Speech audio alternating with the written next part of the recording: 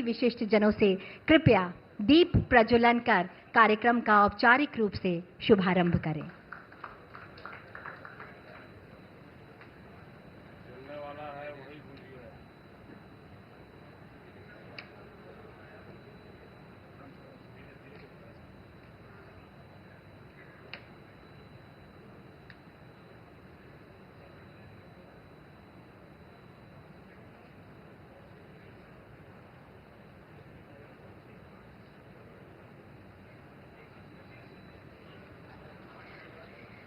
इसी के साथ एक नया शुभारंभ। शुभम कुरुत्वम कल्याणम आरोग्यम धन संपदा शत्रु बुद्धि विनाशाय दीपः ज्योति नमोस्तुते। सविता देव अमंगल जो उसको हमसे दूर करो, जो कुछ मंगल है उससे तुम हम सबको भरपूर करो। एक नया आरंभ, हमारी भारतीय संस्कृति, हमारी भारतीय सभ्यता और हमारी परंपराएं जो ये कहती हैं कि ज्योति प्रज्वलन के साथ एक नया आरंभ होता है, एक नई शुरुआत होती है। तमसो मां ज्योतिर्गमय। और अब मेरा सादर अनुरोध हाउस कमेटी के चेयरपर्सन डॉक्टर महेश शर्मा जी से कि माननीय यशस्वी प्रधानमंत्री जी को अंगवस्त्र एवं भगवान गणपति जी की प्रतिमा भेंट कर उनका स्वागत करें एवं अभिनंदन करें। भगवान गणपति गजानन शुभता का प्रतीक।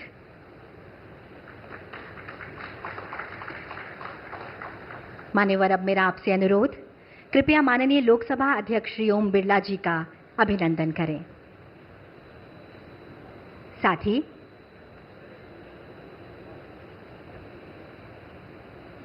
बहुत बहुत स्वागत। साथ ही मेरा आपसे अनुरोध, शहरी कार्य मंत्री श्री मनोहर लाल जी का स्वागत करें, अभिनंदन करें।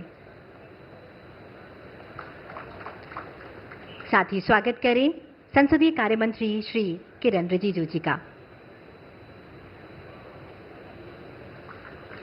बहुत बहुत धन्यवाद मान्यवर। अब सादर अनुरोध आपसे, कृपया स्वागत भाषण प्रस्तुत करने की कृपा करें।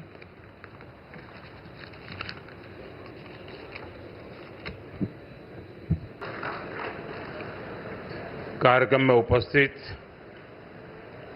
श्रीमान ओम बिरला जी, मनोहर लाल जी, किरण रिजिजू जी, महेश शर्मा जी, संसद के सभी सम्मानित सदस्यगण, लोकसभा के महासचिव, देवी और सज्जनों, अभी कुछ ही दिन पहले मैंने कर्तव्य पथ पर कॉमन सेंट्रल सेक्रेटेरिएट यानी कर्तव्य भवन का लोकार्पण किया है और आज मुझे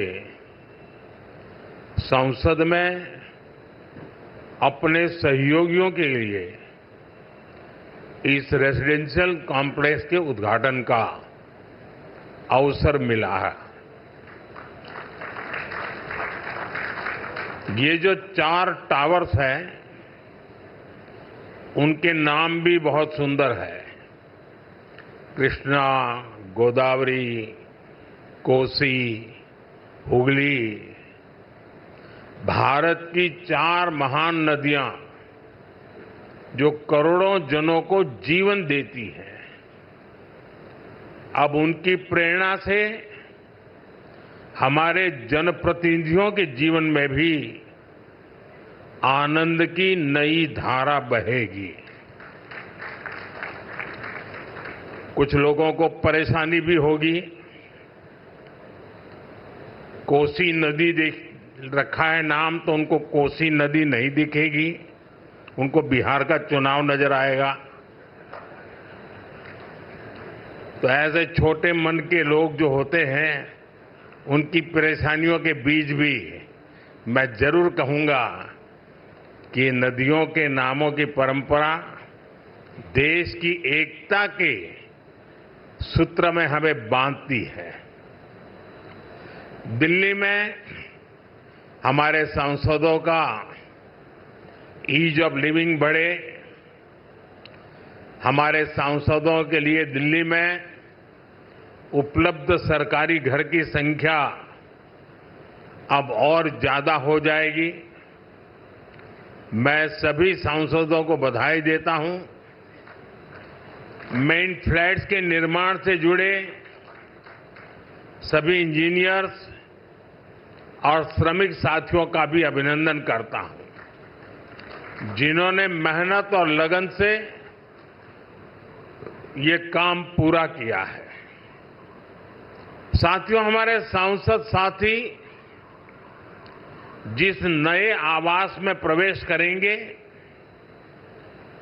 अभी मुझे उसका एक सैंपल फ्लैट देखने का मौका मिला। मुझे पुराने सांसद आवासों को देखने का भी मौका मिलता ही रहा है।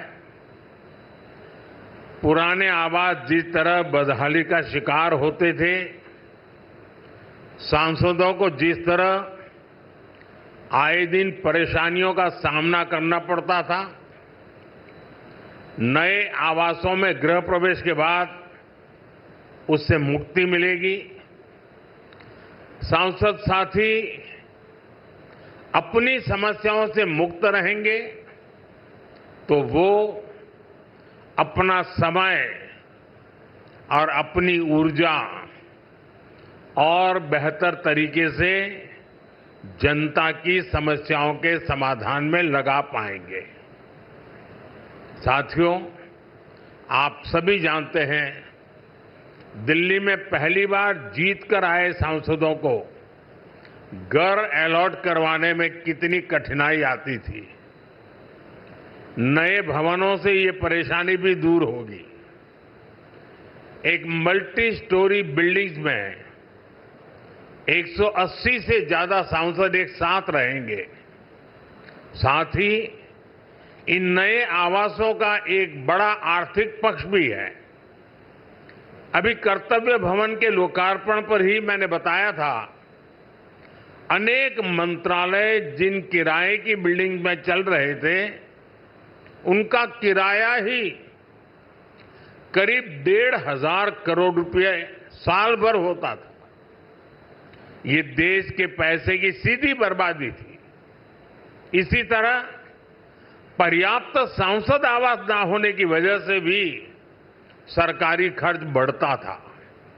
आप कल्पना कर सकते हैं, सांसद आवास की कमी होने के बावजूद 2004 से लेकर 2014 तक लोकसभा सांसदों के लिए एक भी नए आवास का निर्माण नहीं हुआ था। इसलिए 2014 के बाद हमने इस काम को एक अभियान की तरह लिया। 2014 से अब तक इन फ्लैट्स को मिलाकर करीब 350 सांसद आवास बनाए गए हैं। यानी एक बार ये आवास बन गए तब जनता का भी पैसा बच रहा है। साथियों, 21वीं सदी का भारत जितना विकसित होने के लिए अधीर है, उतना ही संवेदनशील भी है। आज देश कर्तव्य पथ और कर्तव्य भवन का निर्माण करता है तो करोड़ों देशवासियों तक पाइप से पानी पहुंचाने का अपना कर्तव्य भी निभाता है।